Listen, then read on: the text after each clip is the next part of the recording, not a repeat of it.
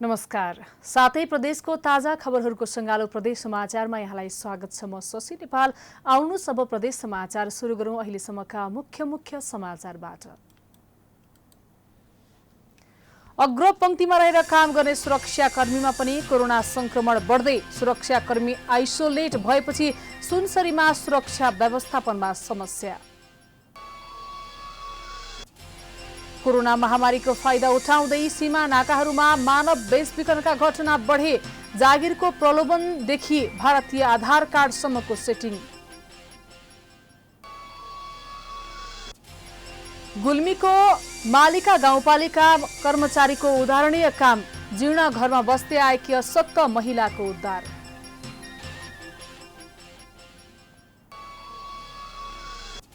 र डडेलधुरामा पहिलो पटक टर्की पालन व्यवसाय सुरु। बजार व्यवस्थापन र प्राविधिक समस्यामा भने चुनौती।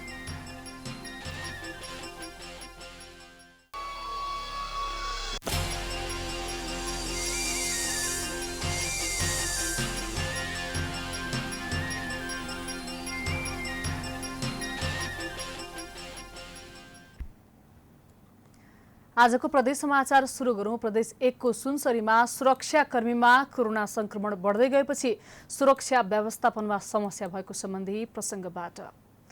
फ्रन्टलाइनमा रहेर काम गर्ने प्रहरीहरूमै कोरोना संक्रमण देखिए सुनसरीमा सुरक्षा व्यवस्थापनमा चुनौती बढेको छ। लकडाउनको पूर्ण रूपमा पालना गराउँदै समुदाय स्तरमा खटिने प्रहरीहरूमा कोरोना संक्रमणको दर बढ्दै गएपछि सुरक्षाकर्मीको अभाव हुन थालेको छ। सुनसरीमा दोस्रो लकडाउन घोषणा भए यता 49 जना सुरक्षाकर्मीमा कोरोना संक्रमण पुष्टि भएको छ। उनीहरू जिल्लाका विभिन्न स्थानमा रहेका आइसोलेसनमा बस्दै आएका छन्। कोरोना संक्रमित प्रहरीहरू आइसोलेसनमा बस्न थालेपछि जनशक्तिको अभावमा सुरक्षा व्यवस्थापनमा समस्या भएको छ।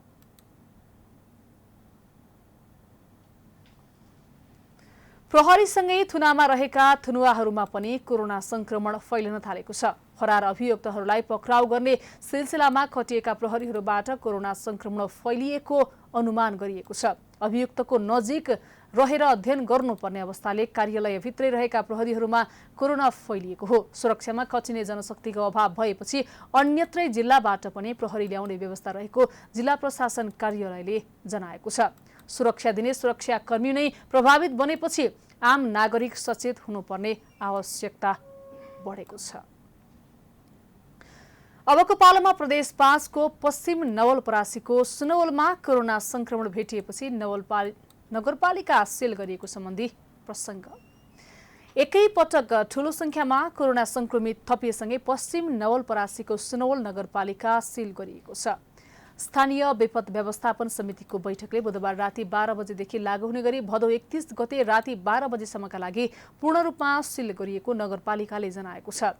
सिल गरिएको समयावधिमा स्वास्थ्य सम्बन्धी सेवा बाहेक सुनवल नगर कार्यपालिकाको कार्यालय, वडा कार्यालयहरू, बैंक तथा वित्तीय संस्था लगायत सार्वजनिक निकायबाट प्रवाह गरिने सेवाहरू, व्यापार व्यवसाय, निर्माण कार्य, तरकारी ढुवानी, घुम्ती पसल, अटो रिक्सा लगायत सवारी साधन सञ्चालन, साना सवार साधकहरू सबै पूर्ण रूपमा निश्चित गरिएको छ। संक्रमितहरूको कन्ट्र्याक्ट ट्रेसिङ गरिने भएकाले यस अवधिमा अन्य स्थानबाट नगरपालिकामा प्रवेश नगर्न र नगरपालिकाबाट पनि अन्यत्र स्थानमा नजान नगरपालिकाले आग्रह गरेको छ। त्यस्तै स्वास्थ्य सेवा लिन जानै पर्नेहरूको लागि पनि सावधानी अपनाउन नगरपालिकाले आग्रह गरेको छ।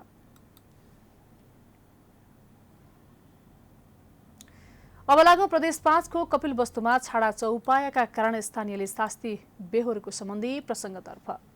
छाडा चौपायाका कारण कपिलवस्तुको सदरमुकाम तौली हवामा दुर्घटनाको जोखिमका साथै बजार अस्तव्यस्त बनेको छ। नगरपालिकाले छाडा चौपाया व्यवस्थापनका लागि कुनै पहल नगर्दा दुर्घटनाको साथै स्थानीयमा त्रास बढेको छ।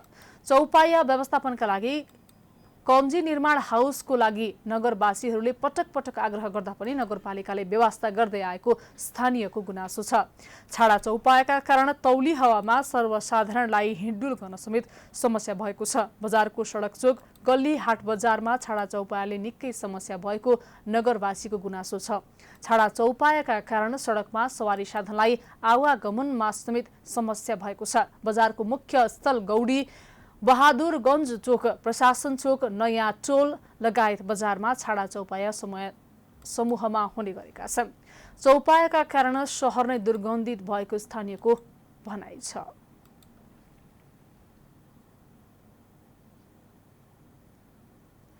अब लागौं सुदूरपश्चिमको कञ्चनपुर सीमा क्षेत्रबाट मानव बेचबिखनको जोखिम बढ्न थालेको सम्बन्धी प्रसङ्गतर्फ।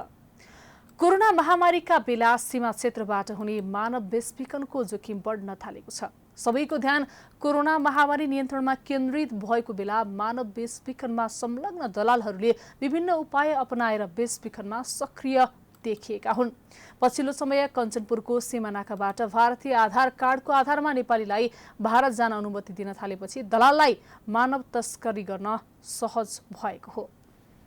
कतिपय दलालले स्थानीय तहको सिफारिस समेत बोकेर चेलीबेटी बेचबिखन गरिरहेको पाइएको छ। कतिपय दलालले भारतबाट आधार कार्ड बनाउन लगाएर समेत सीमानाका पार गर्न खोजेको पाइएको छ। अझ सबैको ध्यान एकै ठाउँमा केन्द्रित भएपछि अन्य नाकाबाट समेत मानव बेचबिखन हुन थालेको माइती नेपाल कञ्चनपुरको भनाइ छ। नाका बन्द भएपछि कमसेकम पनि बेचबिखन घट्छ कि भन्ने हामीले सुरुमा सोचेका थियौँ होइन, तर यो कुरा चाहिँ होइन रहेछ। किनभने बेचबिखन चाहिँ अहिले पनि बढी नै राखेको छ। दलालहरूले जहिले पनि एक स्टेप अगाडि नै सोचिराखेको अवस्था हुन्छ होइन।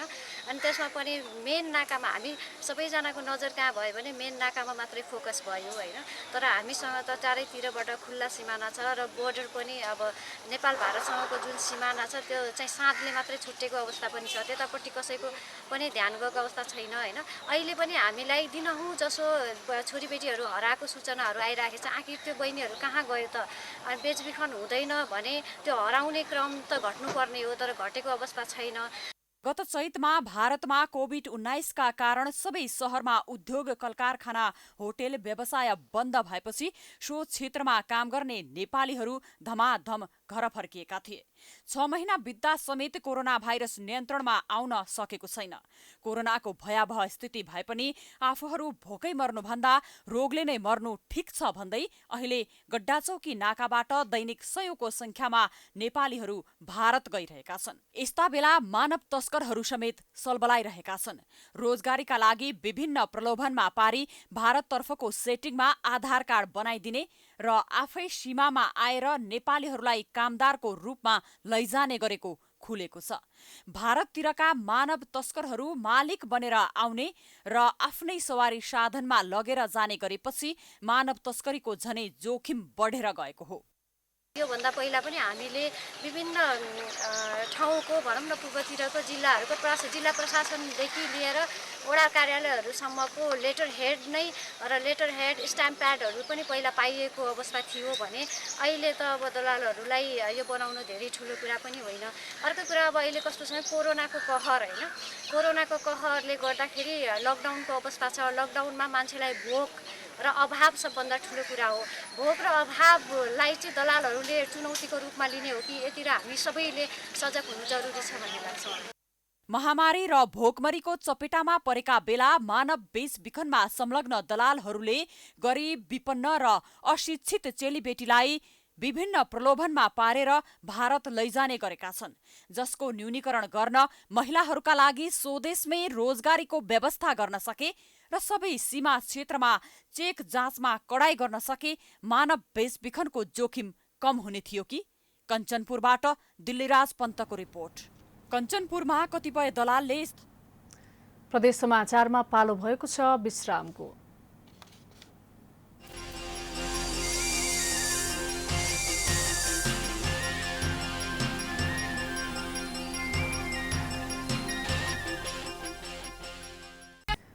विश्रामपछि स्वागत छ। लागौं प्रदेश 5 को गुल्मीमा मालिका गाउँपालिकाका कर्मचारीको उदाहरणीय काम गरेको सम्बन्धी प्रसङ्गतर्फ। गुल्मीको पश्चिम क्षेत्रमा पर्ने मालिका गाउँपालिकाका कर्मचारीले उदाहरणीय कामको थालनी गरेका छन्। उनीहरूले वर्षौंदेखि चुहिने छानो र जीर्ण बनेको झुप्रोमा बस्न बाध्य बनेकी एक अशक्त महिलाको आवास निर्माणको अभियान चलाई आर्थिक सहयोग प्रदान गरेका हुन्। गुल्मीको मालिका गाउँपालिका 8 की राधिका सुनार गरिब र अशक्तताका कारण सुनार विगत 19 वर्षदेखि चुहिने छानो र जीर्ण बनेको झुप्रोमा बस्न बाध्य थिइन्। तर यति बेला सुनारले नयाँ घर पाउने भएपछि हर्षका आँसु खसालेकी छिन्। श्रीमान वैदेशिक रोजगारीको लागि भारतमा भए पनि उनले चुहिने छानो र जीर्ण बनेको झुप्रो मर्मत गर्न सकेकी थिएनन्। 7 सन्तान मध्ये अहिले उनीसँग 4 सन्तान छन् भने 1 सन्तान अपाङ्ग छन्। उनी आफै पनि अशक्त हुन्। राम्रो लाग्यो, खुसी लाग्यो। के हो नि राम्रै छन्। 7 महिना एउटी छोरी अपाङ्ग छे, म अपाङ्ग छु। लामो समयसम्म बेचल्लीमा परेको परिवारलाई गाउँपालिकाका कर्मचारीले आफ्नो दिवसको अवसरमा घर निर्माण गरिदिने अभियान चलाई 75,000 आर्थिक सहयोग रकम हस्तान्तरण गरेका छन्। कर्मचारीले आफ्नो स्वइच्छाले रकम सङ्कलन गरिएको र कर्मचारी पनि जनताको घर दैलोसम्म पुग्छन् भन्ने सन्देश दिएको बताएका छन्। सामाजिक रूपबाट रूपान्तरण गर्ने अनि विपन्न परिवारहरूलाई सहयोग गरेर उनीहरूलाई चाहिँ केही हदसम्म भए पनि उनीहरूको अनुहारमा खुसी ल्याउने किसिमका कामहरू पनि गर्न सक्छौँ भन्ने एउटा सन्देश हो भने अर्कोतर्फ चाहिँ निजामती कर्मचारीहरू अथवा सरकारी सेवामा रहेका कर्मचारीहरू नागरिकहरूको प्रत्यक्ष टचमा रहेर काम गर्नुपर्छ। नागरिकहरूको घर दैलोसम्म पनि पुग्न सक्नुपर्छ र नागरिकहरूको दुखिरहेको घाउमा चाहिँ मलम लगाउन सक्नुपर्छ भन्ने सन्देश पनि हो। यता कर्मचारीले गरेको कार्यको प्रशंसा गर्दै गाउँपालिकाले सक्दो सहयोग गर्ने र घर बनाइदिने प्रतिबद्धता जनाएको छ। गाउँपालिकाको कर्मचारीहरूले आफ्नो अभियानको बारेमा यसरी एउटा राधिका सुनारलाई उहाँको श्रीमान विदेश भएको र उहाँका छोराछोरी 6-7 महिना छोराछोरी भएको र श्रीमानले त्यहाँ घरतर्फ पैसा नपठाउने गरेको र एउटा घरको जीर्ण अवस्था भएको समयमा कर्मचारीहरूले सहयोग गर्नुभएको छ। थोरै सक्दो सहयोग गर्नुभएको छ। अनि त्यो 70,000 पैसाले मात्र नपुग्ने भएको हुनाले मालिका गाउँपालिकाले त्यहाँ लाग्दो खर्चको लागि सहयोग गर्नेछ भन्ने म प्रतिबद्धता जनाउँछु।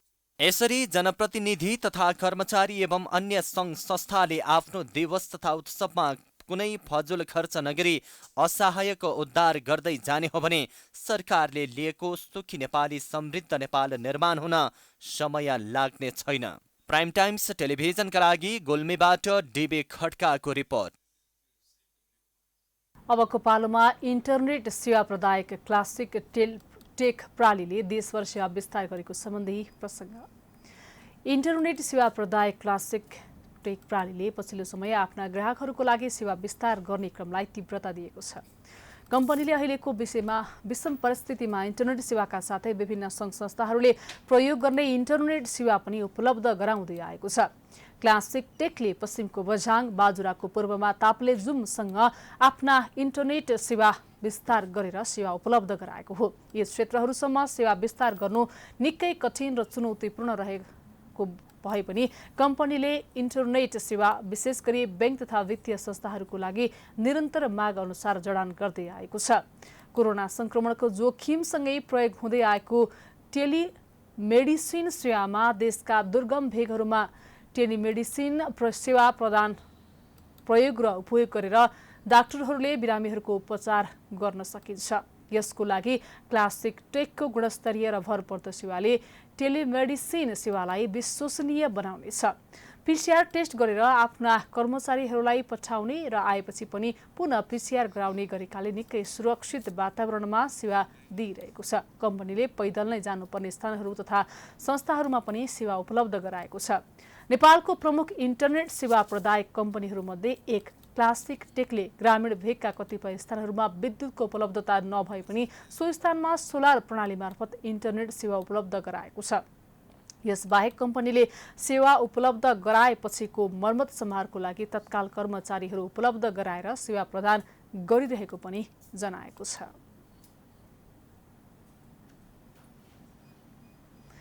फेरि पनि प्रदेश समाचारमा पालो भएको छ विश्रामको।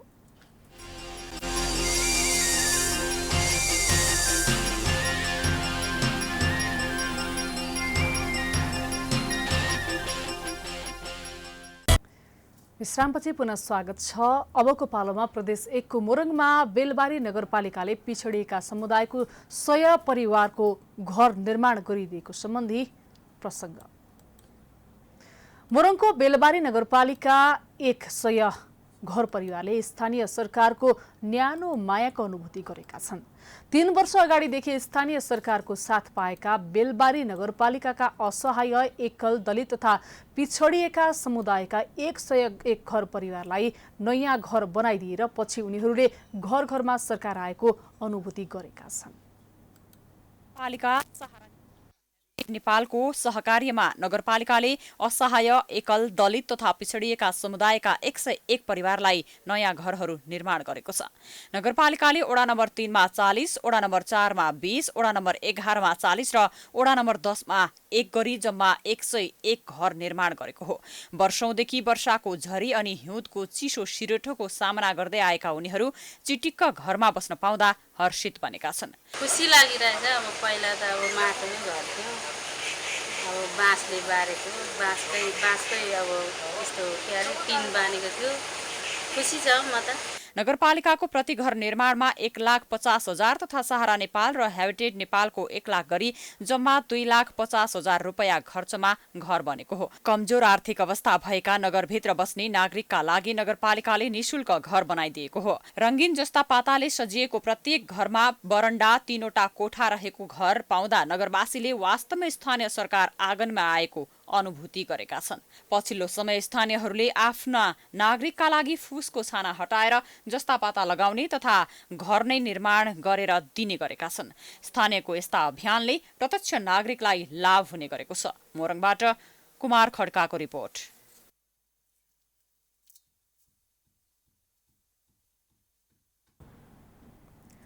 अन्त्यमा सुदूरपश्चिम प्रदेशको डडेलधुरामा टर्की पालन व्यवसाय सुरु गरेको सम्बन्धी प्रसङ्ग। डडेलधुरामा पहिलो पटक एक युवाले टर्की पालन सुरु गरेका छन्। तर पहिलो पटक नयाँ व्यवसाय सुरु गरेकाले बजार व्यवस्थापन र प्राविधिक समस्या भने खेप्नु पर्ने भएको छ। अमरगढी नगरपालिका 2 मौरोडाका सुरेश भण्डारीले जिल्लामै पहिलो पटक टर्की जातको पंक्षी पालन गरेका छन्।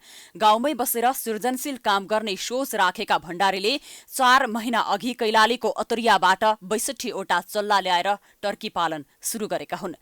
भण्डारीले 2वटा कुखुरा पालन गरेसँगै खोर बनाएर अहिले 110 टर्की पालन गरेका छन्। यो टर्की मैले सर यो 77 वैशाखदेखि हो, वैशाखदेखि पालन सुरु गरेको। हामीसँग 2टा खोल लगाएर 110 पिससम्म छ सर। विद्यालयमा कार्यालय सहयोगीको रूपमा काम गर्ने भण्डारीले सञ्चार माध्यम र इन्टरनेटको माध्यमबाट टर्की पालन सम्बन्धी जानकारी पाएपछि यसतर्फ आकर्षित भएका हुन्। युट्युबमा भिडियो हेरेर डडेलधुरामा टर्की उत्पादन गरे राम्रो हुने अनुमान उनी आफैले गरेको बताएका छन्। ब्रोइलर कुखुरा व्यवसाय भन्दा टर्की पालन सजिलो भए पनि पहिलो पटक यहाँ पालन सुरु भएकाले बजार भने व्यवस्थापन गर्न समस्या भएको उनी बताउँछन्। टर्की पालनको लागि यो प्राविधिक ज्ञानको होइन, तालिम कसरी पाल्ने, कसरी के गर्ने, यसलाई कसरी हुर्काउने अनि बजार व्यवस्थापन यसको छैन सर। टर्की 6 देखि 9 महिनासम्म मासु खानका लागि उपयुक्त हुन्छ। भाले टर्की 12 देखि 13 किलोग्राम तथा पोथी 7 देखि 8 किलोग्राम तौलको हुन्छ। 1 किलो टर्कीको मासुको मूल्य 1000 रुपैयाँ पर्छ। उनले राम्रो बजार व्यवस्थापन भए टर्कीको संख्या बढाउने र लोपोन्मुख स्थानीय जातका कुखुरा पालन गर्ने योजना बनाएका छन्। उच्च रक्तचाप, मधुमेह, एसिड जस्ता रोगका बिरामीहरूलाई टर्कीको मासु उत्तम मानिन्छ। टर्कीको मासुमा चिल्लो तथा बोसोको मात्रा कम हुने भएकाले यसको मासुको माग पनि बढिरहेको छ। यस्ता व्यवसायलाई स्थानीय सरकारले पनि जोड दिन आवश्यक छ। डडेलधुराबाट प्रकाश विशीको रिपोर्ट। यो सँगै हामी प्रदेश समाचारको अन्त्यमा आइपुगेका छौं। जाँदा जाँदै प्रमुख समाचार पुनः एकपटक। अग्रपंक्तिमा रहेर काम गर्ने सुरक्षाकर्मीमा पनि कोरोना संक्रमण बढ्दै। सुरक्षाकर्मी आइसोलेट भएपछि सुनसरीमा सुरक्षा व्यवस्थापनमा समस्या। कोरोना महामारीको फाइदा उठाउँदै सीमा नाकाहरूमा मानव बेचबिखनका घटना बढे। जागिरको प्रलोभनदेखि भारतीय आधार कार्डसम्मको सेटिङ। गुल्मीको मालिका गाउँपालिका कर्मचारीको उदाहरणीय काम। जीर्ण घरमा बस्दै आएकी अशक्त महिलाको उद्धार।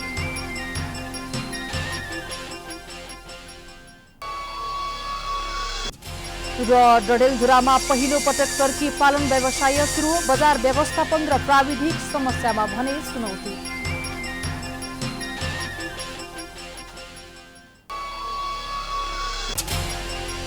प्रदेश समाचार अहिलेलाई सकियो। प्राइम टाइम्स टेलिभिजन हेर्दै गर्नुहोला।